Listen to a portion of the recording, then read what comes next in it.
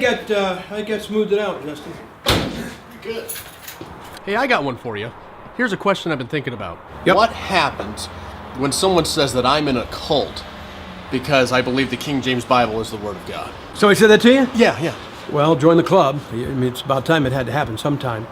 But think about this, Justin. They're calling you, saying you're in a cult because you believe there's a perfect Bible on this earth. Now, let me ask you a question. The person that said you were in a cult, do they believe that salvation is by grace? Yeah. Do they believe that Jesus Christ was born of a virgin? Mm-hmm. Yeah. They believe he was sinless, Sure. God in the flesh. Yeah. He was crucified. 3 days later, he rose from the dead. Yeah. They believe that everything we believe. If you put these things on a piece of paper, Justin, you'd have them and us checking yes on all the same boxes except one. And that one box is that God has a perfect Bible on this earth. And the fact is, if you talk to him, ask him, do you believe there's a perfect Bible on this earth? And they'll say yes. Ask him to show it to you, put it in your hand, and all of a sudden it evaporates. It doesn't exist anywhere. And it embarrasses them that we say the Bible's perfect and can put it in your hand. So they have to call us a cult to try to marginalize us and take the pressure off of them. Gotcha. Sure. Hey, how about hand me the air cleaner? Sure. Justin, I've got to go see the preacher this afternoon. Why don't you just go with me? We'll jump in this thing. We'll go on over there and see him. And I'll let you bounce your question off of him, mainly because I don't mind answering your questions, but it's good for you to get answers from more than one place. You know, one of the things about a cult is they've always got one grand poobah who answers all the questions. Huh. And I don't want to be that to you. I'd like you to hear what a pastor has to say. We'll jump in this, and you can bounce that off of him, okay? Sounds good. All right.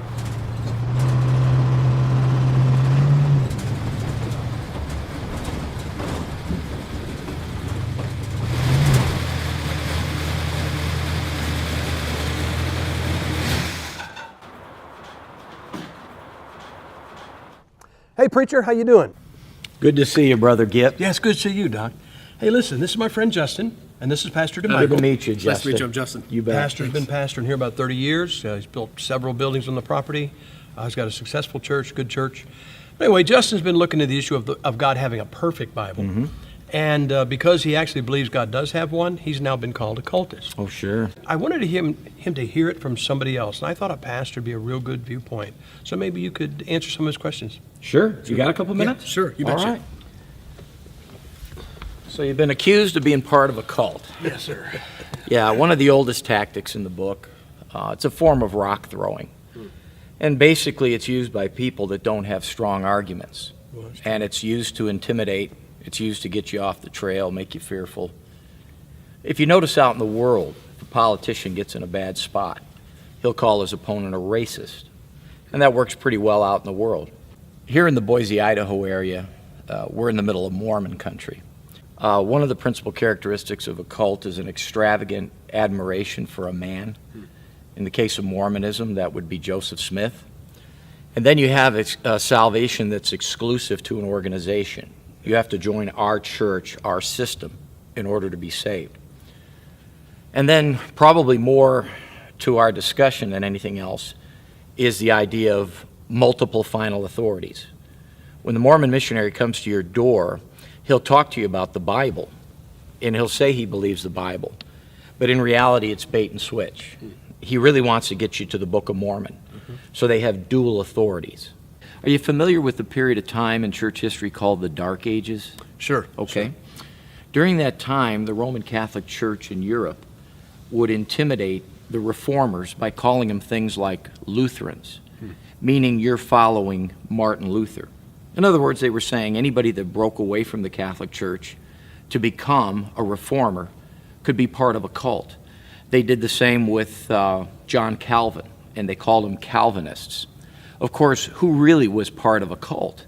When you consider the way the Roman Catholic Church venerates the Pope and calls him the Vicar of Christ, really sounds like the pot's calling the kettle black. Yeah.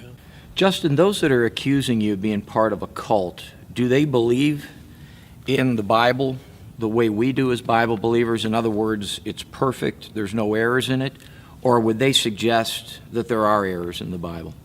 They think there's some errors. Okay. Stop and think about it for a second. They're saying you're part of a cult for believing in the final authority of a perfect book. but then they're standing in judgment of that book.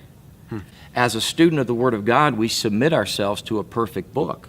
When someone says there's mistakes in it, then they're inferring that they know what those mistakes are and how to correct them. It almost puts them in the place of the Word of God. Right. Justin, think about this. When you arrive at your final conclusion, do you want to have arrived there because you were drawn there by the truth, or you were driven there by somebody calling you a name? That's exactly what this is. You're not believing what they want you to believe, so they're going to call you a name. You know, where the pastor and I went to college, we went years apart. And everybody's got something critical to say about some school or some man of God. But when he graduated, the president of the college said this: when you leave here, you take your authority with you under your arm, talking about the Bible. You don't need me, and you don't need this school. Now, how many Bible colleges do you think would be brave enough today to tell their student body that? For that matter, Justin, when I preach here in the pulpit at Treasure Valley Baptist Church, I tell the people my authority only goes so far as the Bible itself. So where I'm consistent with the Bible, then I have authority. If I get outside of it, I tell them they really shouldn't even believe what I'm saying. And that when they go home, they take the authority of God with them. They bring it home in their vehicle. They put it on their coffee table. They open it up the next morning and have devotions from it. And they're not dependent upon me because I know Greek and I know Hebrew, and I've convinced them somehow that they can't have the perfect Word of God in their language. They got to come to me to understand the spiritual hieroglyphics. You see, at our church and among Bible believers, we want people to have the authority of God with them because that's how God intended it. We talked a little bit about church history. One of the great things about the Protestant Reformation was not only the idea of justification by faith, but the priesthood of all believers.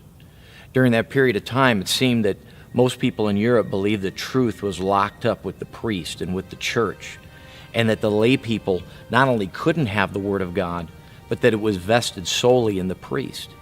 If we go back to that sort of thing, where does that leave us? Where does that leave people?